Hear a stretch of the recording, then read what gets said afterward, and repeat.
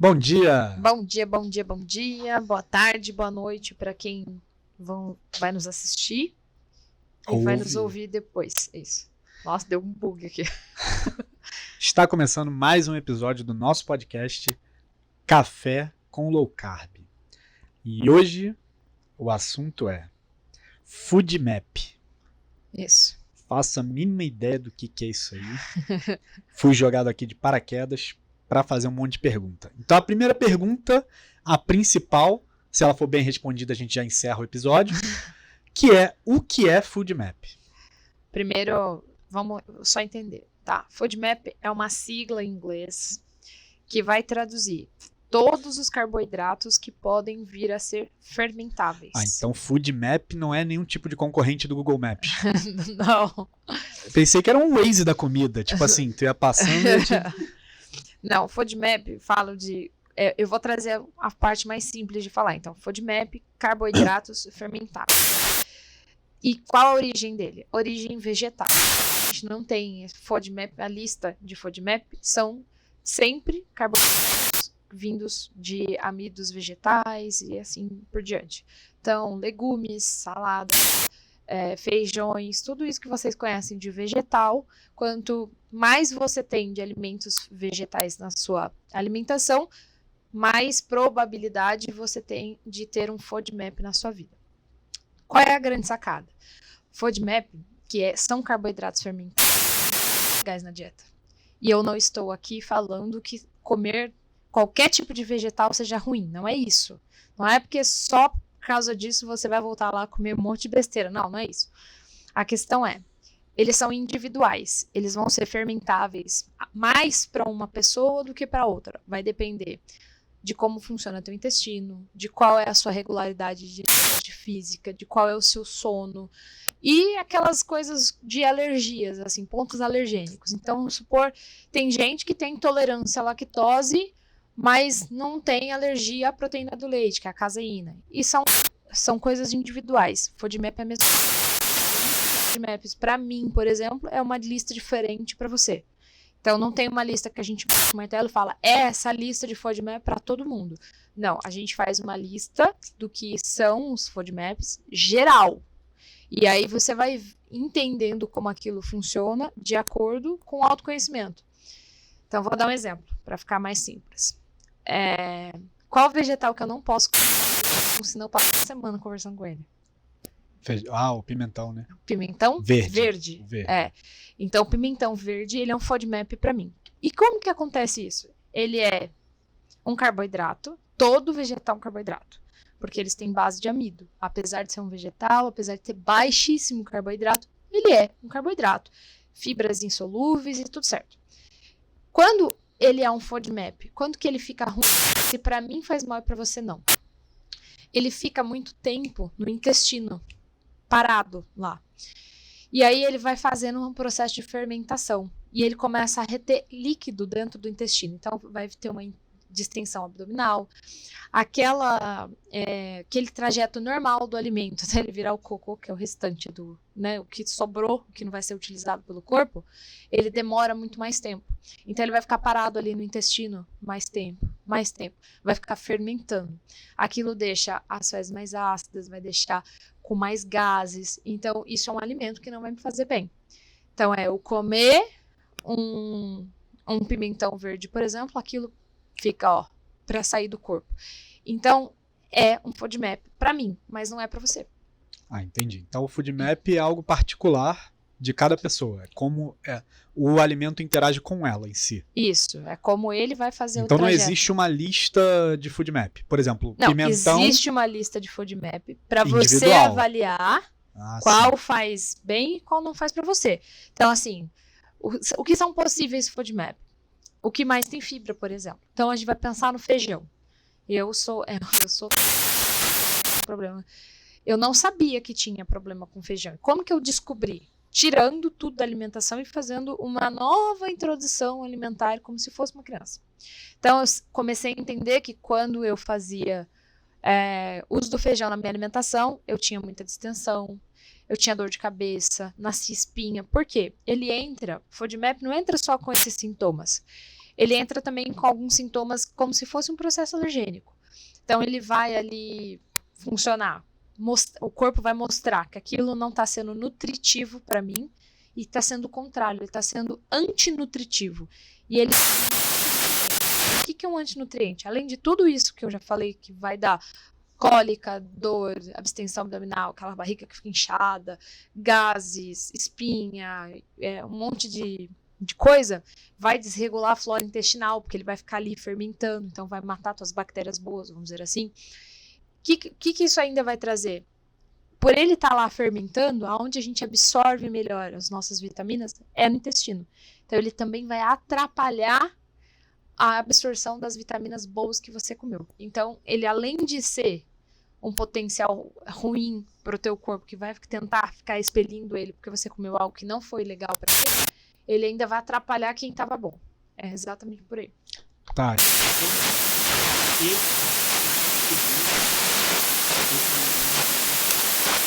Então, a coisa mais normal ver, por exemplo, de comida do pessoal é arroz e feijão.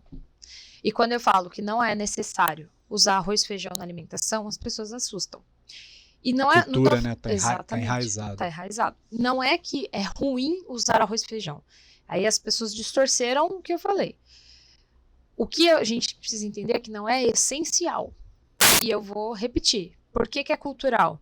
Porque se fosse necessária para a sobrevivência, o mundo inteiro comeria arroz e feijão. E isso é uma coisa enraizada no Brasil. Então é cultural. Deve ter outros países no mundo também que comem, né? Porque o Brasil exporta arroz para vários países do mundo. Mas é uma cultura brasileira, não é uma cultura de outro lugar. Então vamos supor, você vai nos Estados Unidos, tem um restaurante que serve arroz e feijão, é como comida brasileira. Sim. E assim vai. Então, levando isso em consideração, como que você vai adivinhar que o feijão que tá lá desde a sua infância é aquilo que te dá dores de cabeça do dia a dia? Você tem que tirar ele da sua alimentação por um período então, você e colocar tem que de volta. A lista de FODMAPs. Então você vai ter aquela lista geral de possíveis FODMAP. E você vou tirar tudo isso aqui e vou começar a fazer a introdução aos poucos. Logo depois que o Valentim nasceu, descobri que um outro FODMAP que para mim era ruim e para ele também era o grão de bico, que também é da família dos feijões ali, leguminosas. E por que eu descobri isso? Porque era eu comer grão de bico, eu ter cólica e ele chorar de cólica também. Então acabava passando. A gente não tem uma comprovação científica de que aquilo que a mãe se sente mal passa para o filho e tal, mas a maior comprovação que a gente tem é que foi feita a experiência em casa. Outro que é ruim para ele, não era ruim para mim, era couve. Eu comia couve, ficava na boa. Mas ele tinha gases. Então, eram coisas que a gente vai avaliando. Só que você tem que prestar muito atenção. E por que as pessoas têm dificuldade de saber o que faz bem e o que faz mal nessa lista? Primeiro que são vegetais. E hoje em dia, as pessoas colocam os vegetais como se fossem salvadores da pátria. E não é. Nós não somos vaca para ter 2 tipos de estômago para fazer, né, diversas vezes lá a digestão. Então, nós temos que ali entender o que vai fazer bem pra gente e o que não vai. Não somos de comer só alface o dia inteiro, só comer vegetal e tá tudo bem. Não, a gente precisa dos alimentos animais para complementar, para fazer o organismo funcionar da forma adequada. E aí, quando a gente fala que, um feijão pode fazer mal para você, a pessoa já entra em estado de negação. Ela não quer acreditar que aquilo é possível. Então eu falo, faz o teste.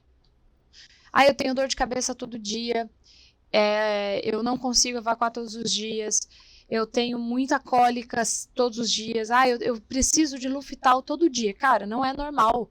Não é normal você ter gases todo dia. O corpo está avisando, pelo amor de Deus, para com essa merda. Então, é uma forma. E aí você precisa ter, tendo acesso a essa lista, você, legal.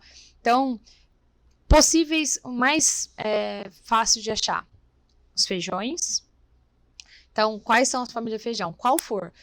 Feijão carioca, feijão preto, feijão branco, feijão carioquinha, feijão não sei o quê. Não interessa. São listas de feijões. Lentilha, grão de bico, lista de leguminosas também. E aí, qual um que entra também, que as pessoas às vezes falam, nossa, amendoim. Ele tem um alto potencial alergênico, justamente por fazer parte dessa lista. Então, são coisas, inclusive, nas introduções alimentares das crianças, que os pediatras ficam, vamos fazer um teste, espera, vamos fazer um teste, espera, fazer um teste, espera. Porque a gente já sabe que funciona desse jeito. Entendi.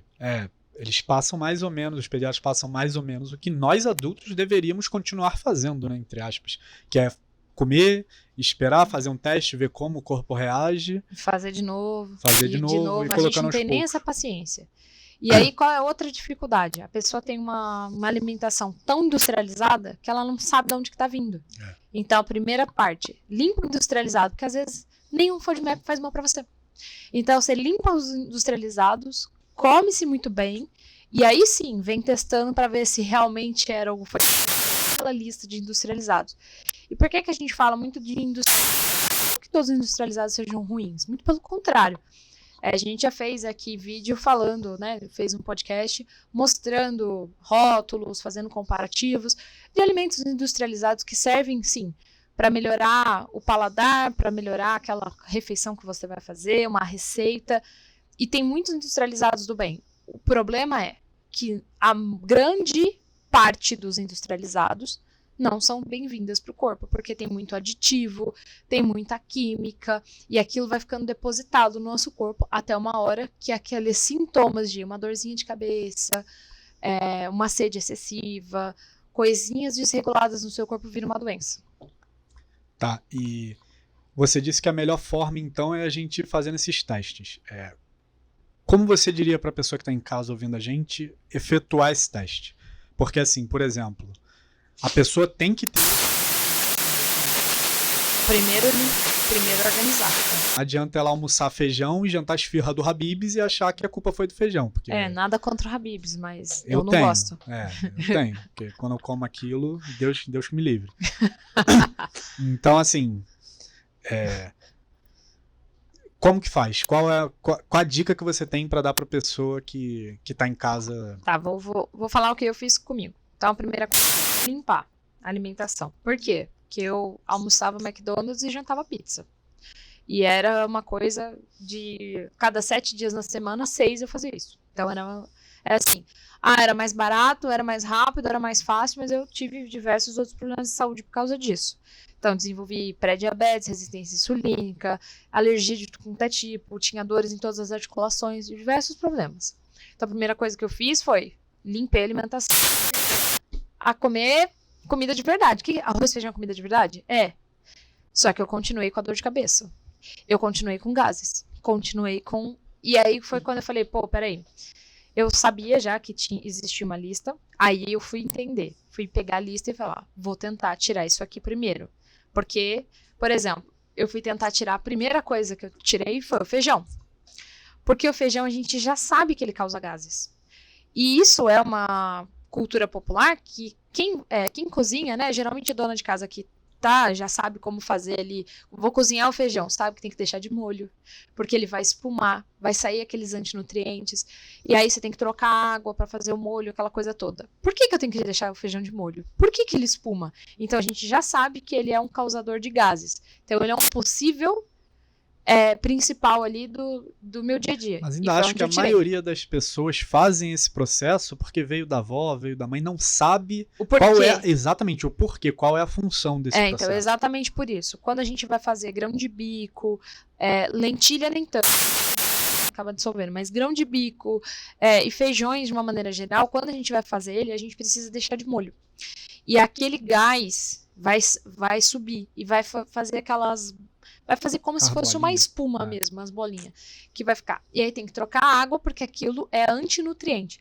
Aquilo vai entrar no seu corpo e vai fazer químicas ruins. Então você vai sentir mais abstenção e tudo mais.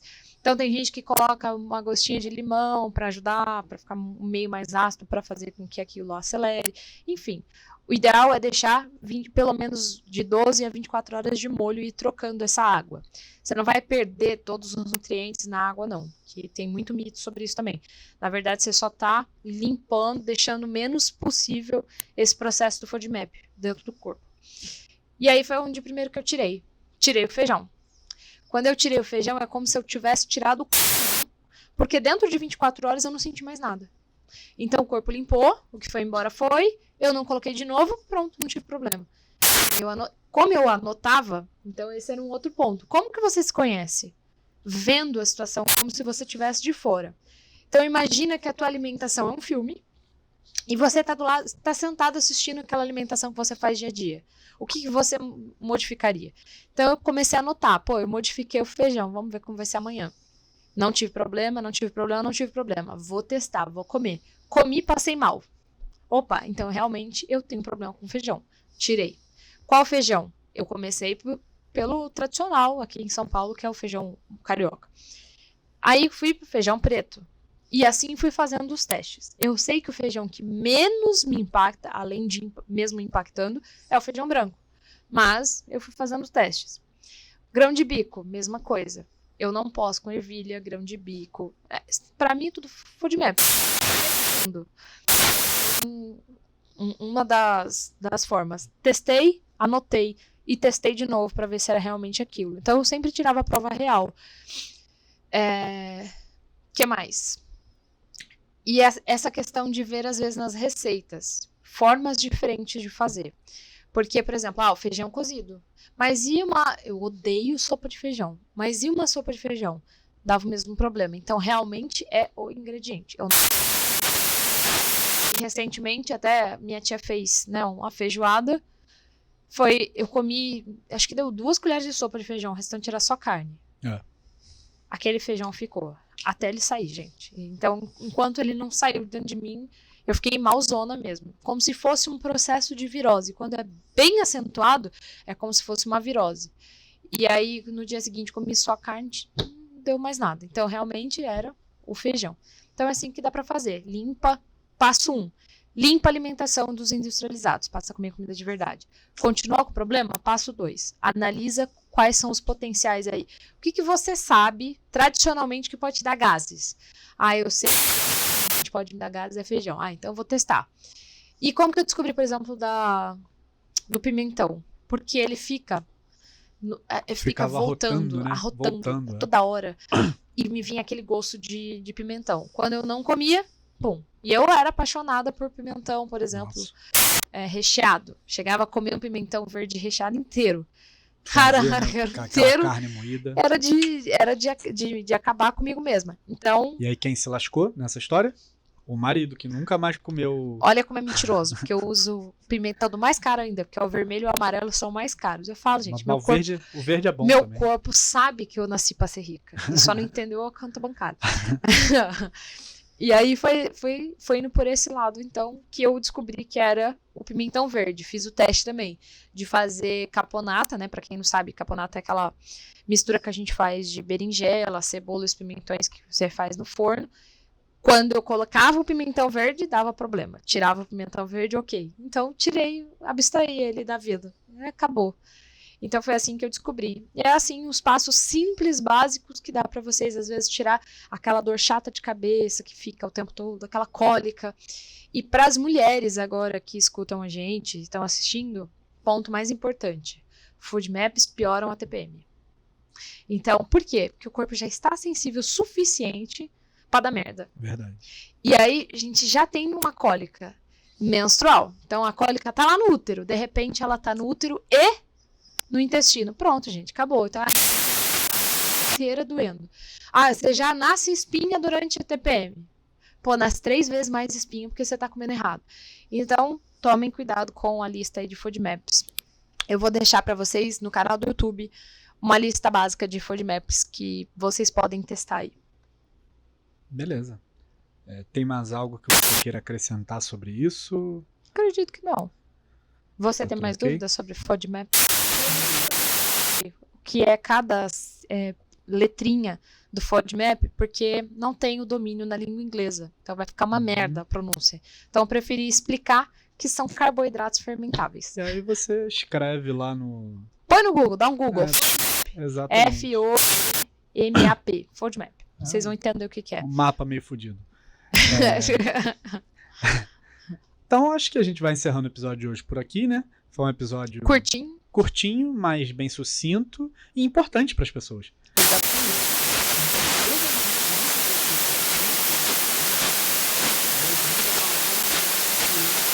Ninguém nunca olha a alimentação.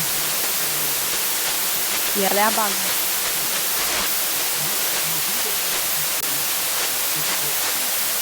É porque não se alimenta direito. Você hoje dá uma olhada pra trás, pro seu passado, dá uma olhada e fala assim, pô, eu tive dor de cabeça no dia X, tive dor de barriga, tive cólica. Será que não foi algo que eu comi 2 dias antes? Diarreia. Às vezes a pessoa fala, eu tive diarreia, eu devo estar com uma virose, aí sai tomando remédio. E na verdade não era uma virose, era só um alimento que não faz parte, não digere bem no seu sistema digestivo.